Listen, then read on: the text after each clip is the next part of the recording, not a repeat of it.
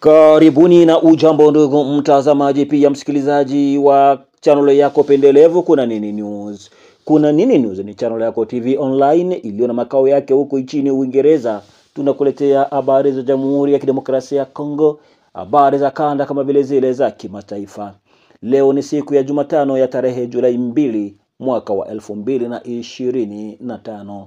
Nini tumekuandalia leo? Sikia maneno.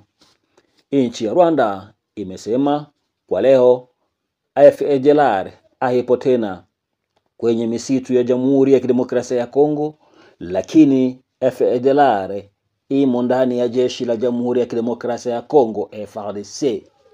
Naye waziri wa biashara vya nje Bwana Julien Paluku Kahongya, na ambaye alikuwa gavana wa zamani wa mkoa wa Kivu Kaskazini, kajibu papo hapo kumjibu waziri huyo wa mambo ya nje ya Rwanda. Nini alimjibu? Ndugu mtazamaji pia msikilizaji wa Kuna Nini News, na kuomba waandamane nasi tangu mwanzo hadi mwisho. Usisahau kauli mbiu yetu ambayo wewe ambayo huja subscribe, yani kujiabone, huu ni muda wako. Usikose kusubscribe, usikose kulike, usikose kuacha comment yako na kutuandikia mahali ulipo, na kwa mwisho usikose kushare, yani kupartage kwa ndugu jamaa na marafiki. Huo utakuwa ni mchango wako mkubwa kwetu na itatupelekea sisi kuja kwa kishindo zaidi, na kuomba waandamane nasi tangu mwanzo hadi mwisho. Nini basi tumekuandalia? Wacha moja kwa moja tuingie kwenye uchambuzi wa habari zetu mchana wa leo. Mtazamaji pia msikilizaji, waziri wa mambo ya nje wa Rwanda ambaye ndiye anayehusika na uhusiano wa nchi hiyo Bwana Olivier Nduhungirehe, baada ya kusahini mkataba wa amani huko Washington DC tarehe Juni 27 mwaka 2025, huyu amebadili kauli na kusema kwa leo FDLR haipo tena kwenye misitu au maeneo ambayo M23 RDF AFC wanamiliki, lakini kwa sasa FDLR wako kwenye jeshi la FARDC. Bwana Nduhungirehe amesema hayo na ni baada ya kutoka huko Washington DC. Mtazamaji pia msikilizaji, waziri huyo wa mambo ya nje wa Rwanda ameendelea kusema na kusisitiza kwamba FDLR wameisha ingizwa ndani ya jeshi la taifa la FARDC nchini Kongo, wala hawako tena misituni makubwa. Kuhusu madai hayo ya waziri wa mambo ya nje wa Rwanda, baada ya madai hayo, waziri wa biashara vya nje nchini Jamhuri ya Kidemokrasia ya Kongo na ambaye ni gavana wa zamani wa mkoa wa Kivu Kaskazini Bwana Julien Paluku Kahongya, kuhusu maoni yake waziri wa mambo ya nje na uhusiano wa Rwanda Olivier Nduhungirehe aliongelea FDLR kwenye ukurasa wake wa X. Bwana Julien Paluku Kahongya hakumeza mate. Huyu papo hapo kamjibu akasema hayo ni maneno ya miaka 30 iliyopita ambayo yamepofusha ulimwengu mzima. Gavana huyo wa zamani wa mkoa wa Kivu Kaskazini aliendelea kusema kati ya miaka hiyo 30 walihikalia mashariki mwa DRC miaka 8, haswa mahali ambapo vuguvugu hili la FDLR ilipaswa kuwa kuanzia mwaka wa 1998 hadi 2003, miaka 5. Kutoka mwaka wa 2022 hadi 2005, miaka 3. Wanyarwanda pekee ndio walikuwa, kwa namna nyingine tuseme wapo.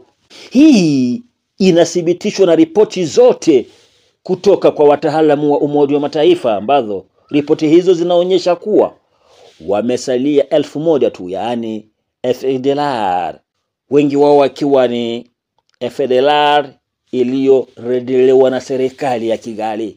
Na kwa miaka hiyo 8 walipokuwa nchini Kongo, tukichukulia hata tangu wakati wa AFDL alipoingia na kumuongoa madarakani Rais Mobutu Sese Seko, Mzee Laurent Desire Kabila, ukaja wakati wa RCD, hata kama vile CNDP kabla ya kurejea tena M23, wamepata FDLR yao wanayoitamka, wanayohitaja, wanaowaita kila mara na kuripotia.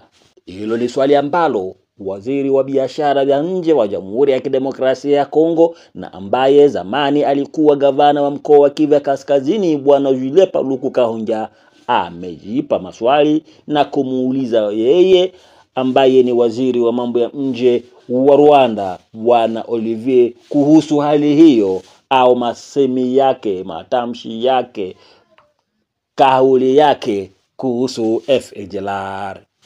Kwa kuwa sasa tumeelezea kila kitu kwa ulimwengu kama waingizaji mahiri, matamshi ya FDLR ambayo imekuwa kauli mbiu ya Rwanda, chuki za kikabila na unyanyapaa, kwa leo tafadhali, leo vyote hivyo havina nafasi, havina ushawishi na pia hazifanye kazi tena. Waziri Paluku Julien Kahonja kamjibu waziri Olivier Nduhungirehe hivyo.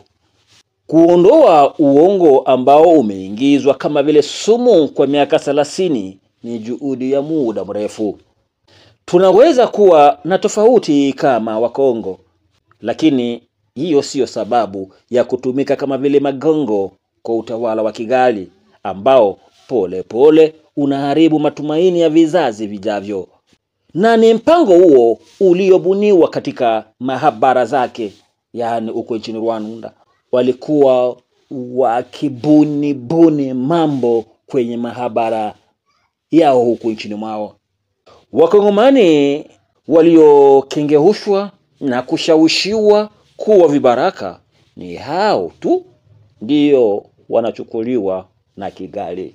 Lakini yeyote yule ambaye ana msimamo thabiti, aliyeona, anayeona na kuendelea kuona, hata shawishiwa na kukubali mambo yanayotengenezwa kwenye mahabara ya Rwanda na kupotosha watu kama walivyopotosha ulimwengu mzima miaka 30 iliyopita kwa singizio la FDLR ambayo ndiyo chanzo cha wao kuwa nchini Kongo kama walivyowadanganya ulimwengu mzima.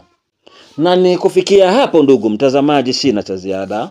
Nimekamilisha ambao tumekuandalia mchana mwa leo, ambayo tulizungumzia kuhusu tuhuma za waziri wa mambo ya nje wa Rwanda Bwana Olivier Nduhungirehe, ambaye baada ya kusaini mkataba wa amani mjini Washington DC huko nchini Marekani, kwa leo amejitokeza na kusema FDLR hawako tena kwenye misitu au maeneo ambayo M23 RDF AFC wanamiliki, lakini kwa sasa FDLR mahali walipo na ambapo wanaweza kutafutiwa ni ndani ya jeshi la Jamhuri ya Kidemokrasia ya Kongo FARDC. Ni hayo kwa siku ya leo. Na kuomba wewe mtazamaji pia msikilizaji, tafadhali usikose kuwasambazia wengine habari hizi, na usikose kuacha komenti yako. Huo utakuwa ni mchango wako kwetu na itatupelekea sisi kuja kesho kwa kishindo zaidi. Acha nikushukuru wewe kwa muda wako, ukikubali kuandamana nasi tangu mwanzo hadi mwisho.